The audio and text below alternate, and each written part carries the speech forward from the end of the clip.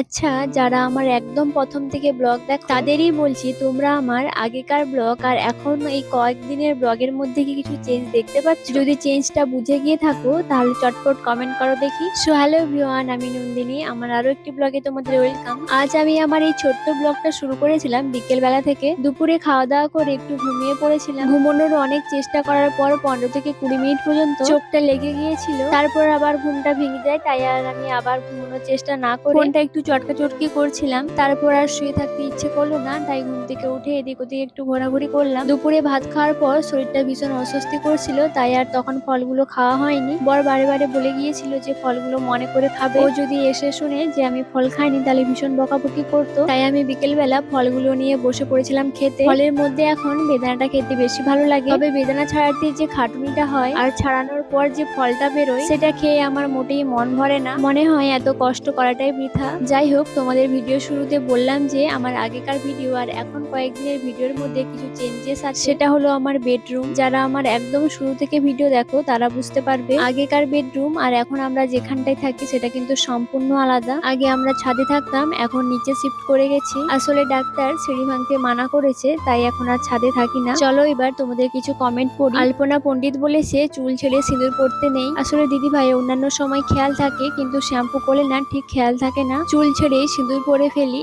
পরের বার থেকে খেয়াল রাখবো যাতে এই ভুল আর না হয়। কল্যাণী মাহান্তি বলেছে বোন তুমি একটু বেশি করে জল খাবে আর পেট ভরা খাবে না, অল্প করে সারাদিনে খাবে। খুব ভালো থেকো। থ্যাংক ইউ দিদি ভাই, তোমরা যে আমাকে এত ভালোবাসা দিচ্ছ, এত অ্যাডভাইস দিচ্ছ, এগুলো দেখে আমার ভীষণ ভালো লেগেছে। আশীর্বাদ করো দিদি ভাই, আমি আর আমার বাচ্চা যেন সুস্থ থাকি। যাই হোক, আমার এখনকার ভিডিওগুলো তোমাদের কেমন লাগছে জানিও। যদি আমার ভিডিওগুলো ভালো লেগে থাকে তাহলে একটা লাইক করে সুন্দর একটা কমেন্ট করে দিও, আর ফলো করতে কিন্তু একদম ভুলো না।